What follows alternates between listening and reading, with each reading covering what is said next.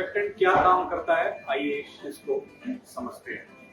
तो अगर आप देखें कि हमारा जो रेस्पिरेटरी सिस्टम है उसमें हम जब सांस लेते हैं तो ट्रेकिया के थ्रू अंदर जाता है फेफड़ों में, और कुछ छोटी छोटी ब्रांचेस में डिवाइड होता रहता है जिनको हम ब्रोंक्यूल्स बोलते हैं।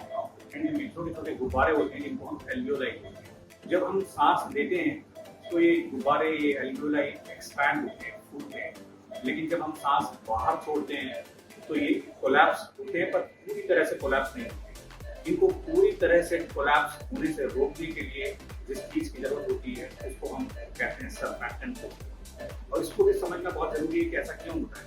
आप देखेंगे कि अगर आप किसी गुब्बारे को फुला रहे हैं तो एक नए गुब्बारे को फुलाने में ज्यादा मेहनत लगती है, और हाँ, एक बार वो गुब्बारा फूल गया और उसे आप थोड़ा सा पिचका रहे हैं, थोड़ा सा फुला रहे हैं, तो उसमें उतनी मेहनत नहीं लगती।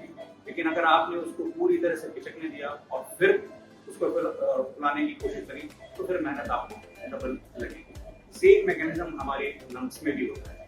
तो अगर ये सर्फेक्टेंट प्रोटीन ना हो तो ये एल्वियोलाई कोलैप्स हो जाते हैं और उनको बार बार सांस लेने में बच्चे को दिक्कत होने लगती है, क्योंकि उनको बार बार इन एल्वियोलाई को फुलाने के लिए ज्यादा मेहनत करते हैं। क्योंकि जब बच्चे ज्यादा मेहनत करते हैं तो फिर जो नॉर्मल मसल्स ऑफ रेस्पिरेशन है जैसे डायफ्राम की हमारी से, उसके साथ में एक्सेसरी मसल्स ऑफ रेस्पिरेशन भी काम करने लगती है ना, और इसीलिए बच्चे की पसली चलने लगती है, जिसको कहते हैं आम भाषा में, या रिट्रैक्शंस होने लगते हैं जैसे सबकॉर्टिकल रिट्रैक्शंस या इंटरकॉस्टल रिट्रैक्शंस। और जब बच्चा सांस बाहर छोड़ रहा होता है, जब बच्चा सांस ले रहा होता है, तो उसकी एक अलग से ग्रंटिंग की साउंड भी है।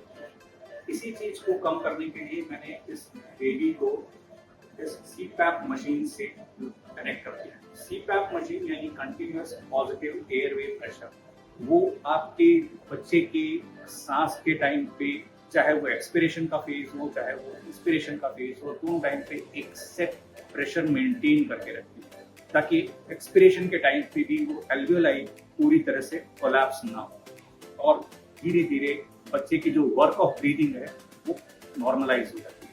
इसलिए उसको आराम होने लगता है और उसकी ग्रंटिंग जो है 2 से 3 हफ्तों में बॉडी जो है नॉर्मली सर्फेक्टेंट प्रोटीन बनाने लगती है और ये